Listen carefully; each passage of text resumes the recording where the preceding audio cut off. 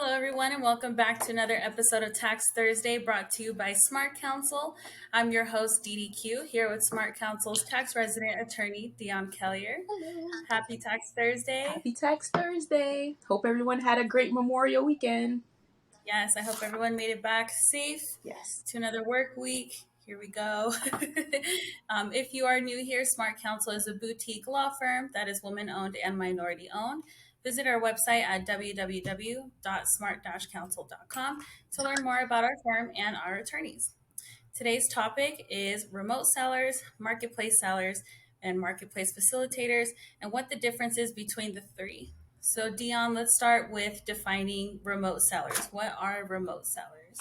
Perfect. All right. So first, let's talk about why this even matters, right? So there was prior to, I want to say 2 years ago, in order to be taxed by a state on products that you sell, you'd have to have a nexus with that state. Nexus meaning connection, right? So whether it's an economic connection, a physical presence, whatever that may be. Well, about 2 years ago, there was a decision from the Supreme Court, and it's called the Wayfair decision. So when you hear people talk about the Wayfair decision, this is what I'm going to talk about. So it's Wayfair versus South Dakota, because South Dakota wanted to tax Wayfair on things that, while the seller was located in South Dakota, the products actually didn't even touch South Dakota, right? They just kind of, everything was remote, but they wanted to tax. So this is why this came about. So, okay. Wayfair versus South Dakota brought into the existence the concept of economic nexus, which included economic and transactional nexus threshold for sales into a state. Most of the new laws passed by nearly every state imposes a sales tax to become effective within 12 months of that Supreme Court decision. Every taxpayer's nexus footprint went from having a physical presence, that is what the standard was before, to simply making sales into other states. Many felt this was an issue for e-commerce sellers only, but it's not. The question is not where you or your property is located, but where your customers are located. So that means that economic nexus is going to be an issue for anybody that's selling remotely, marketplace, whatever. So what's a marketplace facilitator? Well, first let me say what a marketplace seller is. Anyone that sells through a marketplace facilitator, and the vast majority of states have passed marketplace facilitator laws that requires facilitators to collect and remit tax on sales made by third-party sellers on their platforms. And they've relieved marketplace sellers for $1 billion of liability because they put it on the marketplace facilitators. We're going to get to who they are in a second. Whereas a remote seller is any business that sells taxable goods or services in a state where they have no physical presence. So you don't have a brick and mortar store. And it's also known as physical nexus. So 2 years ago, so that law changed in 2018. But before then, remote sellers did not have to collect or remit taxes as long as they didn't have a physical presence in that state. So this is what changed it. What's a marketplace facilitator? That's going to be your Amazon, your Walmart, your Etsy, your Groupon, and they collect and remit sales taxes made on their platforms by third-party sellers and anybody that acts as a marketplace facilitator. So yes, I named Amazon and I named, Walmart, but it's whoever has that type of platform where like sellers upload their stuff, like sellers use your platform as a way to sell their stuff. Remote sellers then become marketplace sellers because they're uploading their stuff onto your marketplace facilitator platform. It's anything like that. So you don't have to just think of the big ones. There are small ones, and I have some in my mind, right? That it's not an Amazon and it's not a Wayfair and it's not an Overstock, but it does exactly what they do. So what would, if I was selling something like a Facebook marketplace or on Etsy, would I technically be a remote seller? You're going to be a marketplace seller, right? But if you sold directly, if they went to your website, ddq.com, and then, I ordered something in Florida and you delivered it to me from Denver, then you're a remote seller. But if to buy from dd.com, I have to go to Etsy, and then I purchase from Etsy, and then Etsy, kind of guarantees a transaction, then you're a marketplace seller because you're using a marketplace facilitator. Okay. And I'm assuming this is in the terms and agreements when you sign up to sell things on these kind of... It's not. It's not, right? It may be. Most people don't read it, but typically it's not, because this is just the law. One thing about the law is that ignorance of the law is no excuse. That is what the law says. So especially with the IRS, you don't know the law. Oh, well, you should have learned it. Right. And Right. so if the Right. facilitators are not collecting, the only difference now, the facilitators may say it early because they will be held responsible for like facilitating your sales without remitting your sales tax. So they have to give reports. They give you what's called a 1099K. 1099K is 200 transactions. And when we talked about the Cash App and Zelle and whoever Oh yeah. reporting transactions, okay, so they only had to report transactions if they were above 200 transactions, and I want to say $200,000. It had to be both of those things. So that's you get a 1099K. But the law changed, so anything above $600, the IRS is going to know. You may not get a 1099K, you'll get a 1099 something else, but it's not going to be a K, because a K goes for 200 transactions and over $200,000, $200,000 or $250,000. Wow. All right. So I guess my question would be like, you would need to know this stuff, but will it be best to know this stuff before setting up like an account on Etsy to sell your items and to get someone like an attorney or a tax preparer that understands this so they can kind of best guide you, right? Right. So you're going to want to know, is it going to be more beneficial to be a remote seller or a marketplace seller? Do you want to be concerned with collecting the taxes and remitting them? Or do you just want to be concerned with, creating your product and selling it?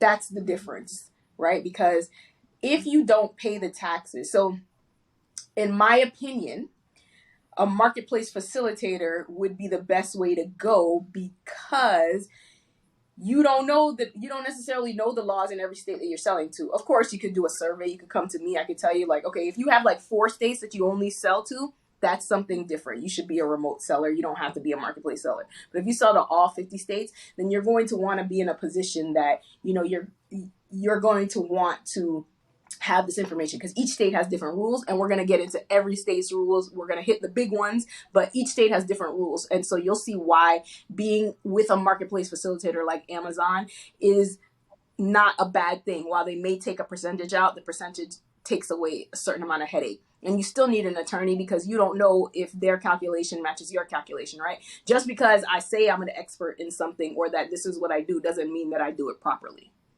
Right. So I guess my next question would be, is there a certain amount a business needs to make or sell certain items in order to have to pay taxes, or It if it's depends. fallen? What my IRS answer, it depends. His So question. we'll go through each state and I'll tell you kind of like what they are. So let me finish these slides and then we'll go through each state and talk about it. All right. So a remote seller generally doesn't have a physical presence in a state, but sells products for deliveries into the state. Many states have enacted economic nexus laws that require remote sellers to collect and remit taxes if they exceed certain thresholds. If you have a physical presence in a state, you are not a remote seller. If you're a remote seller and your sale of products for delivery into a state meet or exceed the threshold for the state, you are required to register to collect and remit the sales tax. So for instance, if you're just a remote seller, not a marketplace seller, and you sell in Texas, for instance, you need to know the Texas rules. If you go over the threshold, then you need to register for the sales tax permit, and you need to do this in every state. And the thing is, each state has state rules, then your county rules, then your city rules, right? So like there's a lot of rules. I know for sure in Texas, there's 3 different taxes that have to be collected. The state of Texas, whatever county you're in, and whatever your locale is. And that depends. They don't have a flat number like that. You could just remit this. So that's why in that situation, it may be better to sell through like an Amazon, or unless unless you're selling through Amazon, or if you're from Texas, but if you're from Texas, you're not a remote seller, you have a physical presence in that state, so you're going to have to collect and remit sales tax anyways. We'll get into their states. Let's see. Economic nexus laws apply to any business that makes sales into state but have no physical presence but meets the sales and transaction thresholds. And items to note, many states base their threshold on sales or transactions, or they base it on sales and transactions. And a state may base its threshold on gross sales, gross revenues, retail sales, or taxable revenues. And many states do not distinguish between taxable and non-taxable sales when determining if the threshold is met. All they want to know is if you meet this number. All the other details they don't care about. And if you know you're making sales into a state, you have to register in that state. The categories of remote and marketplace sellers are not mutually exclusive. So you could be one or both of them. And if you're a marketplace seller, you could also be considered a remote seller because you don't have a physical nexus in that state. But if you use programs that store inventory in the states such as Amazon, that gives you the physical presence. And so you have to remit the sales tax. So you won't be considered a remote seller, you'd be a marketplace seller. So if you get with Amazon or Etsy or Groupon or any of those little platforms, you are going to be a physical, and that particular situation, like Amazon has a warehouse in a particular state, you're not a remote seller, you are a marketplace seller. And it's important to note that this assessment takes place in each state you do business, and so it's each state you do business, and it's a destination tax, so wherever the seller is located, wherever the customer is located. So if I'm based in Florida and I'm selling to somebody in Florida, and I'm not on Amazon, I have a physical nexus and an economic nexus with Florida, and I have to pay sales tax. But if I'm from Florida and I'm not selling through Etsy or Amazon and I sell into Texas, then we'll get to the numbers, but say I hit the thresholds, then I have to register and have a sales tax permit from their Department of Revenue, and then I have to basically break down the sales that I make per quarter depending on what my numbers are. Wow. So if you're selling in all 50 states, it can be very complicated, a lot of information, I'm assuming, depending what each state needs and their Yeah. thresholds and stuff. So right now we're going to get into the states, right? And we'll go through, we'll get into the states and we'll just hit some big ones, maybe some small ones, and then just discuss it. So California, big state.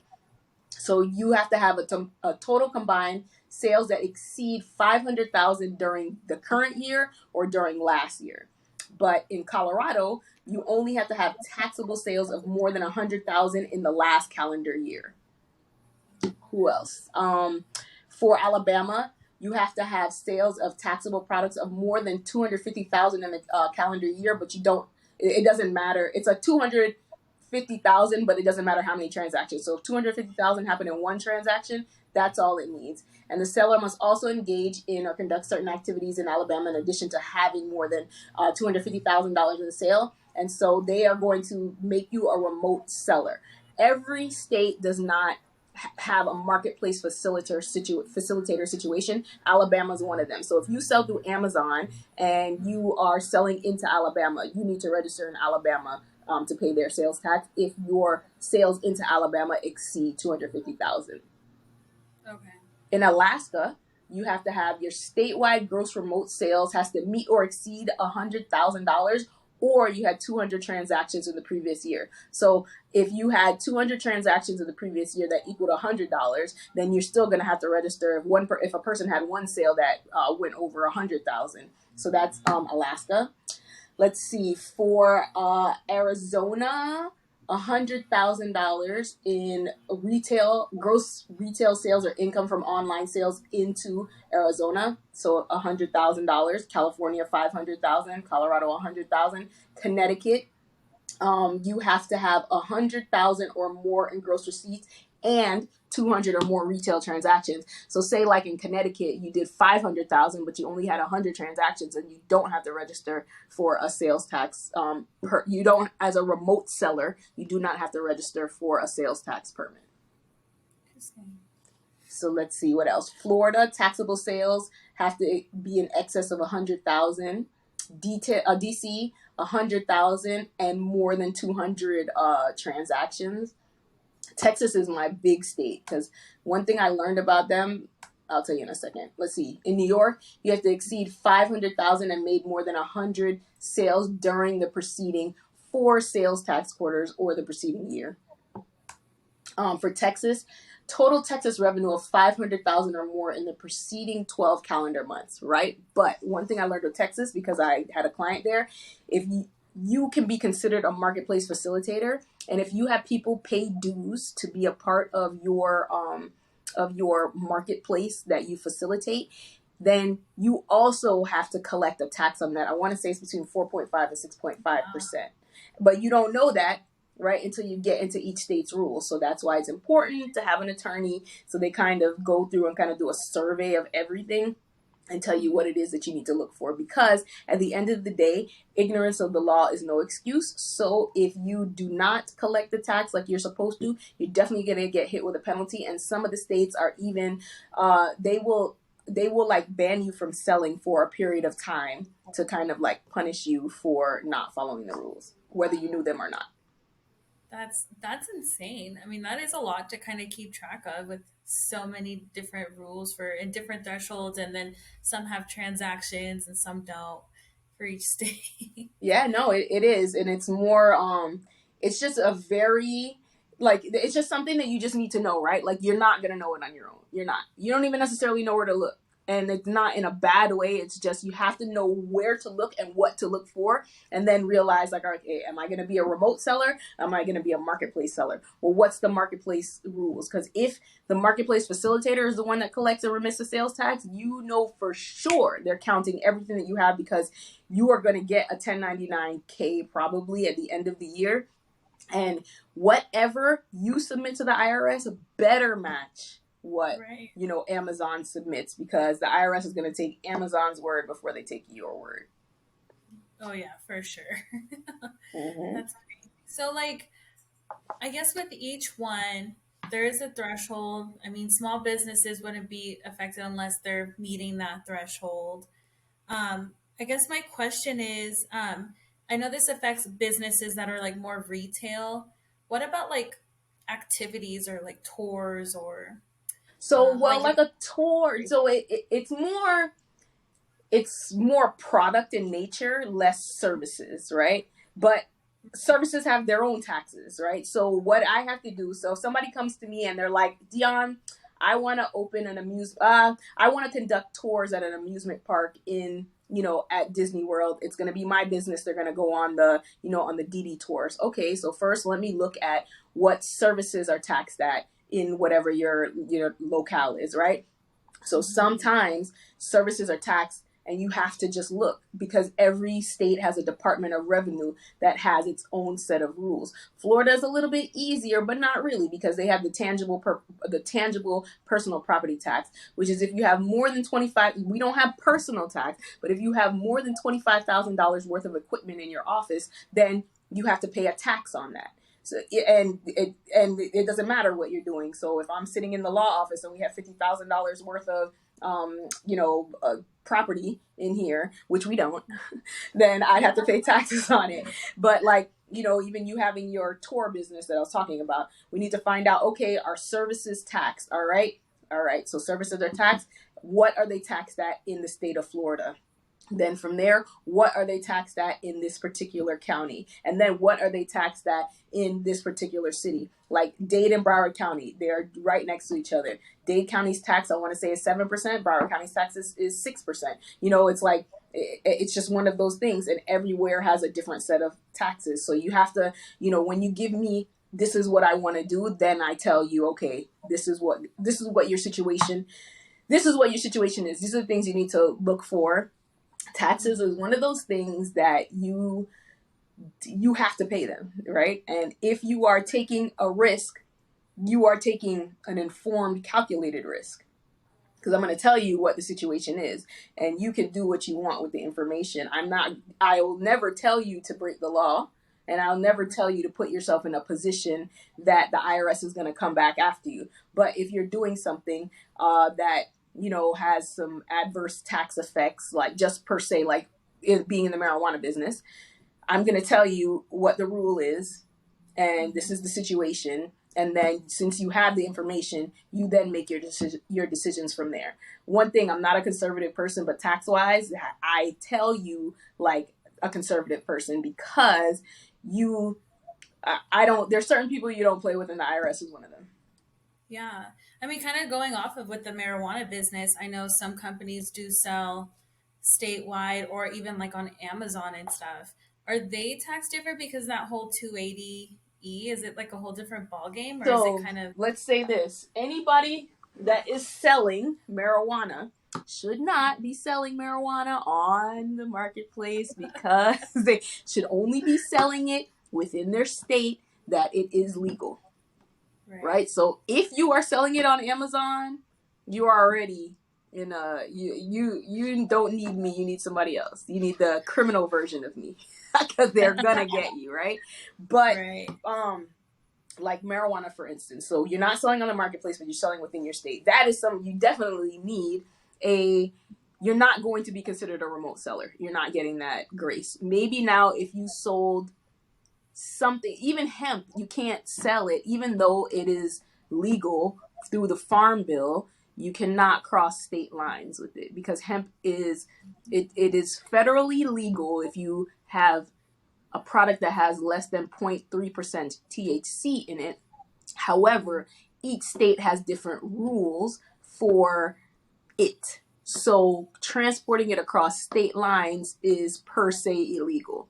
So anybody, and listen, we all see the shops and the this and the that where people are taking this calculated risk, right? I don't think it's worth it, because I feel like if you ever want to get to a point of being on the really legal side, you're kind of messing your chances up by doing it this way, but people still do it. So, if you come to me, I'm going to be like, it's not worth it. Whatever sales you're making right now is not worth it. Let's, regroup and redo things. So if you were going to sell it on like Amazon, I think that their rules is going to prohibit it anyways, because I'll say this, QuickBooks, for instance, when QuickBooks finds out that your business is either a medical marijuana business, a recreational marijuana business, or if it is a CBD business, hemp gets a little bit more of a pass, because you can like create, textiles from it and, things like that. But like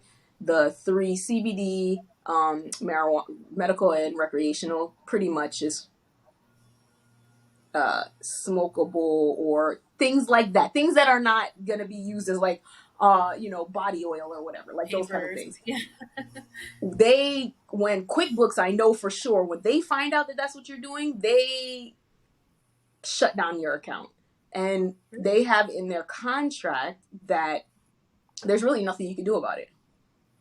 And I've read through it, because I, encountered a situation with someone where, QuickBooks shut down their account and took out all the money. I was like, they can't do that. Yeah, they sure can. Yeah, that right there, right there says crazy. We can do it. And it's because, right, at the time, this was prior to the Farm Bill passing, the 2018 Farm Bill. So cases were kind of up in the air. And QuickBooks is not going to ask you, QuickBooks is not going to be like, oh, is this have less than 0.3% THC in it? Right? They're like, this is CBD, it's weed. Yeah, exactly. So not legal. Exactly. And that is where their analysis ends. Now it's up to you to prove your way out of it, but by the time you get to that point, you have other problems. I will guarantee you have other problems happening. So that may be like the last thing on your list. Wow. That's insane. I mean, it always gets so much complicated with marijuana, THC, CBD. It really is, like, and they're not making the laws any, like, they make it so difficult for people to be in this industry. But like, the thing that I always think about is, if people were not making money, they wouldn't be in the industry. Right. So exactly. Definitely. That's my answer for that. So we are getting close to the end of our episode. What would you say are the takeaways from this topic, and like things that we should walk away with that are important? No problem. Perfect. So first, identify yourself. Are you a remote seller or a marketplace seller? If you are a marketplace seller, then your marketplace facilitator, which would be like an Amazon, a Groupon, a Etsy, they will take care of the taxes that you need to pay. It's not free. There's a service fee for that, and you'll pay it, but it makes your life a little bit easier. Now, if you are a marketplace seller selling through a marketplace facilitator, you're fine. Your life is a little bit easier. If you're a remote seller, meaning you have no physical presence in a state, then any state that you sell to, you need to check what their sales tax rules are, and if you need to register. And if you do need to register, you need to do that research. I would say if you're going to go in a business that's like strictly online and you're going to be a remote seller, you need to have seen an attorney that gives you like a survey on every single state. And so therefore, when you have a state now going to Alaska, you look at your little paper that said, there's actually software that can help you track it, but you look at your little paper and you're like, okay, this is Alaska. Have I done 100 transactions? No. But is this transaction over 100,000? If it is, then you're going to have to register for sales tax. And I would do that before I make the sale so that you calculate the right amount. Because if your consumer, if you give them an amount and then because you didn't register, you're kind of like guessing it, and then you go back and you realize that you charged them, you didn't charge them enough, that's something that a cost that you're going to have to eat. Like you can't go back to the customer for that. And number one, ignorance of the law is no excuse. So the fact that you don't know or you didn't know or you didn't do the research, your interest and penalties is still going to be the same. Yes, yeah. Tax preparation is very important. Whenever the business of your size, like the size of your business, whatever business you're doing, feel like having, like we always say, having someone on your side that just knows how to navigate through this system is the best investment you can make for your business. No, you're absolutely right. And like the fact that I have this information, I mean, it's a blessing, right? Because like if we're sitting there talking and we start talking about tax stuff and I'm like, oh, did you know about this? Did you know about that? Because I like it and I enjoy it. So, I know there's not a lot of me in the world, but hopefully this platform gives you information. And if whatever you don't get from here, you contact us and we can fill in the gaps for you. Yeah, you kind of have like a basis of what to bring to a tax preparer, like in your area, Exactly. And the IRS is ramping up again now with, sending out default notices and, whatever's going on. And it's not even easy to get in contact with them. I'm actually trying to get in contact with them for something that I think that they did wrong. And I actually think it was part of that, when they threw out the documents last year. No way. I swear. So it's getting in touch with them. That's what I'll be working on for this week. And I'll let you know like next week if I get in touch with them. We'll see. To be determined. Exactly. So awesome. Well, thanks so much once again for your expertise and just filling us in on stuff that we need to know as business owners and, even small business owners, big business owners.